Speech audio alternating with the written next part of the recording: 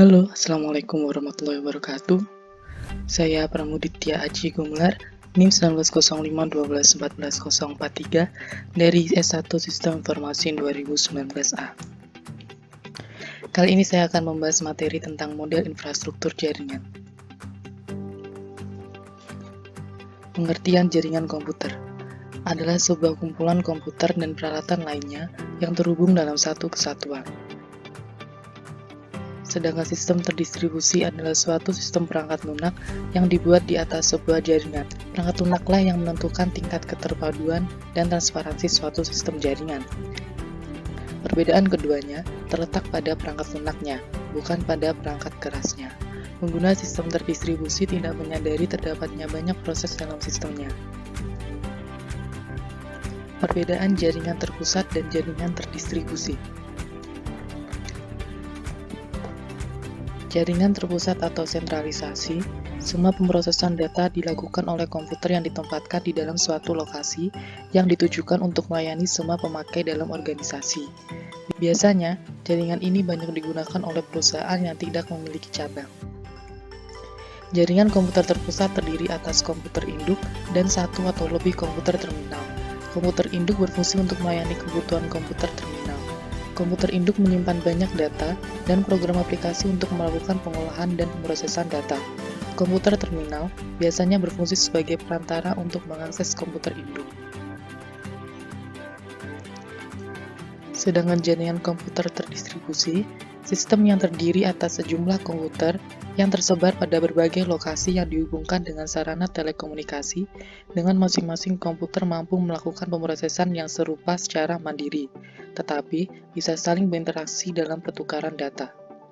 Jaringan komputer terdistribusi merupakan jenis jaringan komputer yang terdiri dari beberapa komputer induk. Komputer server ini berfungsi sebagai pusat layanan data dan program aplikasi yang disediakan untuk dapat diakses oleh komputer terminal. Jaringan komputer ini dapat dibentuk dari beberapa jaringan berbasis induk atau terpusat. Kelebihan jaringan komputer terpusat diantaranya efisiensi sumber daya, baik informasi maupun perangkat sistem. Menghindari kerangkapan data. Dengan terpusatnya data atau informasi, maka tidak semua orang bisa mengelolanya sehingga tidak ada data yang sama. Hal ini menyebabkan ruang penyimpanan tidak terbuang sia-sia. Dan jaringan komputer terpusat mudah untuk menganalisis serta mengontrol arus informasi dan sistemnya. Kelebihan yang selanjutnya adalah optimalisasi dan efisiensi anggaran dana yang diperlukan untuk perawatan sistem. Sedangkan kelebihan dari jaringan komputer terdistribusi adalah menghemat biaya, peningkatan tanggung jawab terhadap pengeluaran biaya, dan peningkatan kepuasan pemakai, serta kemudahan pencadangan ketika terjadinya musibah.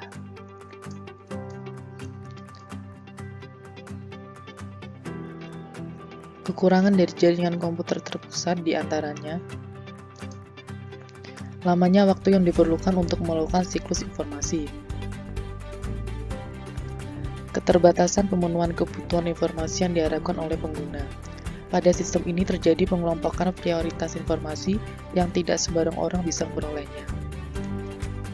Data yang ada tidak fleksibel, peningkatan ketergantungan publik.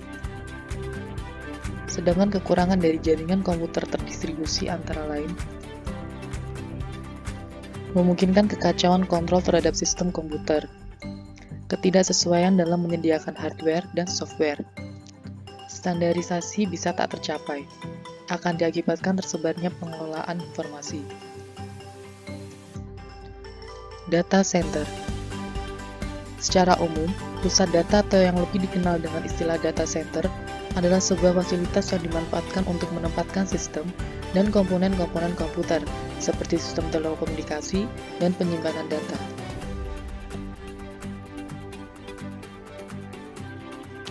Pembagian jaringan berdasarkan cakupan. Yang pertama, PAN atau Personal Area Network dengan jangkauan 1-10 meter. Biasanya jaringan ini digunakan seperti dalam ruangan kelas, rumah, dan sebagainya. Yang kedua ada LAN, Local Area Network, dengan jangkauan 10-1000 meter. LAN bisa digunakan untuk menghubungkan gedung antar gedung atau kelas antar kelas. Yang ketiga ada MAN, Metropolitan Area Network, dengan jangkauan 10.000 sampai 100.000 meter. Digunakan untuk menghubungkan antar kota. Yang keempat, WAN, Wide Area Network, dengan jangkauan 100.000 hingga 1 juta meter. Digunakan untuk menghubungkan beberapa negara. Pembagian jaringan berdasarkan aksesnya. Ada internet dan intranet. Perbedaannya, aksesibilitas internet, siapapun dapat mengakses internet, sedangkan intranet hanya dapat diakses oleh anggota organisasi yang memiliki password. Berdasarkan keamanan, internet tidak seaman intranet. Jumlah pengguna internet unlimited, sedangkan intranet limited. Pengunjung internet lebih banyak daripada intranet. Informasi yang diberikan internet tidak terbatas dan dapat dilihat oleh semua orang, sedangkan intranet terbatas dan hanya beredar di antara anggota organisasi. Koneksi internet lebih lambat, sedangkan intranet jauh lebih cepat daripada internet. Bagian jaringan berdasarkan cara membangunnya. Ada ad hoc, merupakan jaringan wireless sederhana di mana komunikasi terjadi di antara dua perangkat atau lebih pada cakupan area tertentu, tanpa harus memerlukan sebuah access point atau server. Setiap host cukup memiliki transmitter atau receiver wireless untuk berkomunikasi secara langsung satu sama lain. Kemudian ada infrastruktur, merupakan jaringan yang menggunakan suatu piranti Wi-Fi yang disebut access point sebagai suatu penghubung antara piranti wireless dan jaringan kabel standar. Konsep untuk membangun jaringan ini diperlukan wireless LAN sebagai pusat. Selanjutnya, pembagian jaringan topologi jaringan. Yang pertama ada topologi bus. Adalah topologi jaringan yang masing-masing komputer akan terhubung ke satu kabel panjang dengan beberapa terminal dan pada akhir dari kabel harus diakhiri dengan satu terminator. Jenis topologi ini biasanya digunakan untuk jaringan komputer perusahaan dengan skala kecil. Yang kedua, topologi ring. Merupakan suatu topologi jaringan yang dipakai untuk menghubungkan sebuah komputer dengan komputer lainnya dalam sebuah rangkaian yang berbentuk lingkaran seperti cincin. Jenis ini banyak digunakan di lingkungan perkantoran atau perusahaan. Topologi star. Merupakan topologi jaringan berbentuk bintang, di mana pada umumnya memakai hub atau switch untuk koneksi antar klien. Topologi ini paling sering digunakan karena memiliki banyak kelebihan. Selanjutnya, topologi extended star adalah sebuah topologi yang sama dengan topologi star. Tetapi, pada topologi extended star memiliki lebih banyak repeater dalam satu node pusat sehingga jangkauannya lebih panjang dibandingkan dengan jaringan topologi jaringan star biasa. Topologi tree adalah hasil penggabungan dari topologi bus dan topologi star. Topologi ini umumnya dipakai untuk interkoneksi antara hierarki dengan pusat yang berbeda-beda. Topologi mesh adalah suatu topologi jaringan di mana setiap perangkat komputer saling terhubung secara langsung. Topologi ini biasanya digunakan untuk rute yang banyak dengan menggunakan kabel tunggal sehingga proses pengiriman data menjadi lebih cepat tanpa melalui hub atau switch. Bagian jaringan berdasarkan penggunaan kabel. Ada jaringan berkabel atau wired network. Adalah sebuah jaringan yang berfungsi untuk menghubungkan satu komputer dengan komputer yang lain. Diperlukan penghubung berupa kabel jaringan. Kabel jaringan berfungsi dalam melakukan pengiriman informasi dalam bentuk sinyal listrik atau komputer jaringan. Sedangkan jaringan nirkabel atau wireless network adalah sebuah jaringan yang berfungsi untuk menghubungkan satu komputer dengan komputer lain tanpa menggunakan kabel. Jaringan nirkabel ini sering dipakai untuk berbagai jaringan komputer, baik pada jarak yang sangat dekat maupun pada jarak yang sangat jauh atau lewat satelit. Pembagian jaringan berdasarkan siarannya.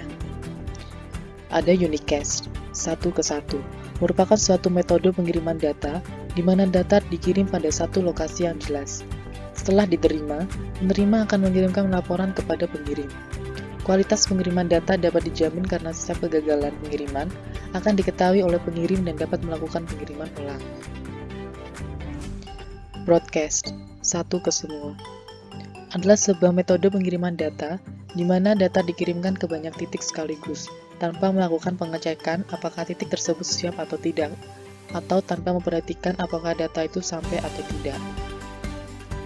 Yang terakhir ada multicast, satu ke grup, di mana data dikirimkan kepada banyak titik sekaligus. Namun, perbedaannya adalah titik tujuan dikelompokkan berdasarkan grup-grup tertentu melalui alamat grupnya. Hal ini akan mengakibatkan pengiriman menjadi lebih efektif dibandingkan broadcast, namun dapat diterima jauh lebih banyak dibandingkan sistem unicast. Sekian materi dari saya, semoga bermanfaat, terima kasih dan sampai jumpa.